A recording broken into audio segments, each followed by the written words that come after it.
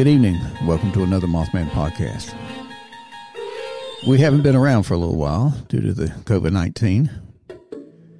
I hope everybody's out there is safe and well. Please wear the mask. I know a lot of people think that this is the United States. We can do what we want to. It's not for you. It's for your father and your mother and your kids. It's to keep other people from getting the disease.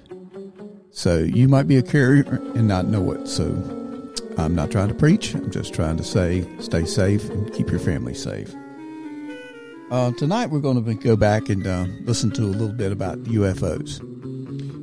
During this COVID-19 epidemic, I've been able to contact some people, and this episode I put together, and it's going to be an interview with Judy, Messoline, who started the UFO Watchtower in St. Louis Valley, Colorado.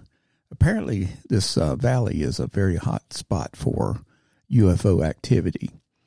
And so she's going to talk to us. And there's also some other people in the area that have witnessed and seen the UFOs in that area. So I hope you enjoyed tonight's podcast. UFOs, and didn't even realize that this was a hot spot of the nation for sightings, and I knew nothing about them anyway. Well, then I started meeting some of the locals down here, and they all had UFO stories. I mean, one after another, even to the point where there was a real estate company years ago that would make people who bought land from them sign a disclaimer saying that they were aware that there was UFO activity in this valley. See? So anyway, it got to the point I'd giggle and say, we need a UFO watchtower, never ever thinking I'd ever do it. Well, after 4.5 years of struggling with cows because they don't eat sand real well, they about broke me. So I was talking to one of the farmers one day, and I said, I've had to sell the cows. I don't want to sell my land. And he said, you need to put up that UFO watchtower you giggled about. You'd have fun.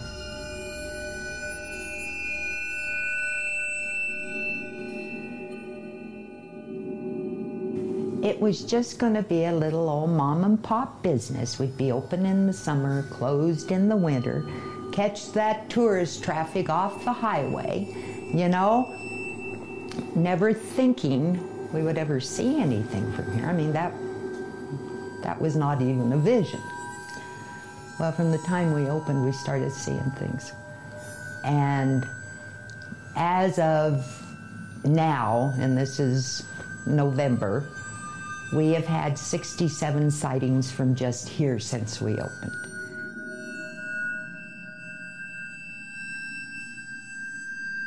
One night we had about 60 people over here. And there was a couple sitting out front on the bench, and the woman jumps up just screaming, "Do you see him? Do you see him?"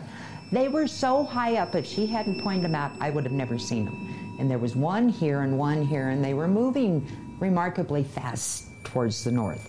The one in the front stopped, and it waited for the one behind to catch up, and when that one caught up, the two of them took off, and there was a streak of light across the sky. Another night it looked like a shooting star, and it was over here on the other side of the sand dunes. And it's coming down, I'm watching this shooting star, okay? And it gets below the peaks of the mountains, and like it lost its momentum, and it started to float like this. Well, see, that makes sense to my weird mind, but anyway, what didn't make sense is it went straight back up. So it wasn't a shooting star. So many bizarre things have happened here in the last 12 years, and I tell folks, maybe you don't quite get all of this, okay? But you better have an open mind, because something's going on up there in that cosmos that we just don't know about. And do I believe now? You betcha.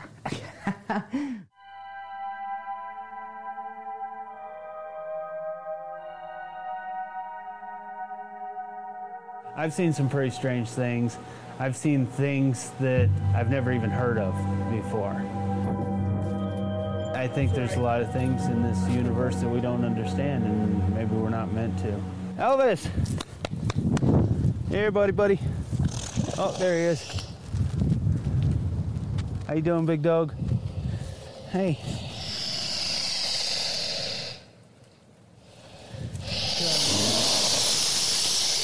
How's my big boy? Yeah, how's my big boy? I was born in Texas, but I had the good sense to move to Colorado when I was 6 months old, and been in the valley almost ever since. My name is Jay Young, and I'm the manager of Colorado Gators Reptile Park. I've known Judy for quite a while. I guess I went to the UFO Watchtower probably the first year she opened it. It was a novel idea. She knew there was all these sightings in the San Luis Valley, and as she's told you, I'm sure, she's seen things since then. You know about Snippy the horse, right? The first documented animal mutilation, possible, UFO mutilation, happened here in the San Luis Valley back in the late 60s. And it was a horse named Snippy the horse. It was just totally stripped bare, but where the meat ended on the neck, the flesh was cauterized. There was no blood in the horse's body, and there were no signs of any predators or anything strange around it. We just found this horse with the flesh missing off of its head. And we had an ostrich disappear. It's missing to this day. It's been like 4 years now, and nobody ever saw this ostrich. So we decided to name him Snippy if he ever does show up.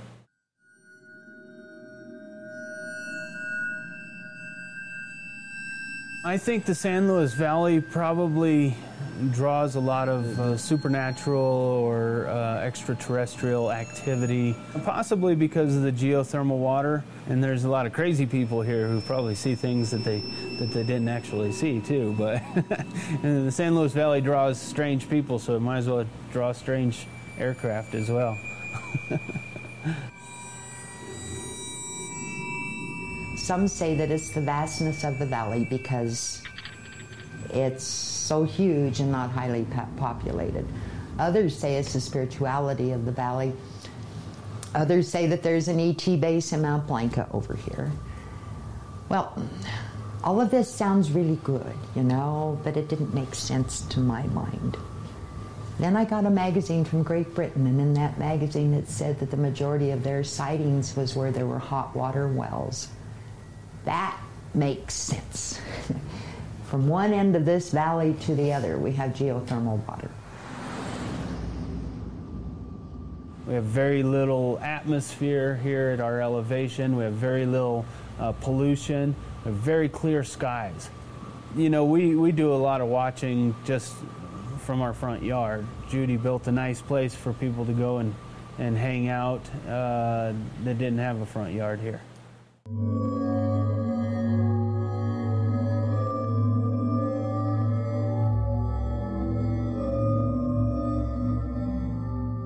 The folks who come here to visit, first thing I ask is, have you ever had any UFO experiences? Some will come right on out and say, oh yeah. But, folks have made fun of them for relating their stories, and I said, how can people do that?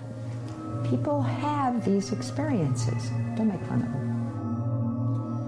A poll conducted by the Associated Press, 25% of Americans claim they have seen a UFO. Everyone, whether they're skeptical or not, everybody kind of wants to think we're not alone.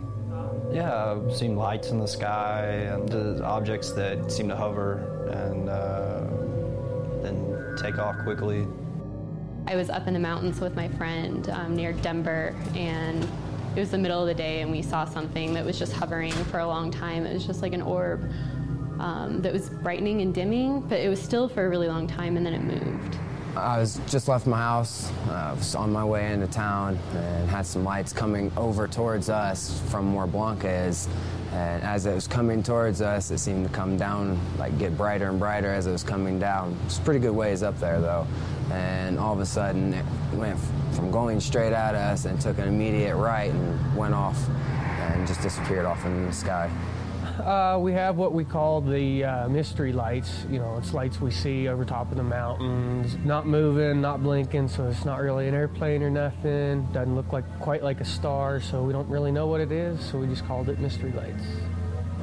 Driving up Highway 17 one night, I saw 3 lights off to the left, and then they went over the mountains in less than 10 seconds.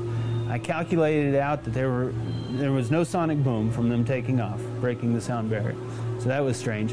And then I calculated out they were going in upwards of 21,000 miles per hour. I've actually never experienced anything, and I've never seen anything myself in the area. But I believe it. You know, in the cities in the valley, you know, there's a lot of stuff going on, a lot of buildings. But out here in the open, you can really see everything in the sky. So I'm sure there has been plenty of sightings out here. There's plenty of room for it. If extraterrestrials were mean, we wouldn't be here, kids, because their technology was so much greater than ours. We wouldn't be here. There's a painting over there, and the woman who did the painting is an abductee. She has been abducted for, since she was just a child, and she's 50 now.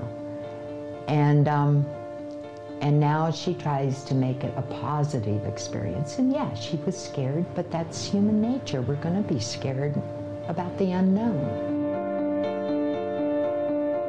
You know, I used to watch Mulder on TV and stuff, but as far as really being into it, I was a horse person. I was not somebody that was out here staring at the sky all the time. Now I kind of wish I would have taken the time to stare at the sky, because there's some amazing stuff that goes on up there. You know, you look at all the turmoil that we go through here on Earth and the changes, and there has to be something better. And I agree. There has to be something better. But my theory is kind of, if there are UFOs, and if they really do come down and visit us and stay with us, I'm afraid it's going to be like the Spanish discovering America, and it's going to be the Spanish and the Indians, and they will be the Spaniards, and we will be the Indians. We're just so far behind in the technology. So that's kind of the way it is. You know, with the COVID-19 here, Mothman Podcast, we're not able to get out and do our investigations like we would like to when it gets into the paranormal and looking into the deceased. So until we're able to get back out in the field, I hope you enjoy our episodes, which will be coming up, covering UFOs and going back and listening to some of the old programs from the past. So I thank you for listening to us tonight, and I hope you continue to listen to us over the next few weeks. Thank you again, and have a good evening.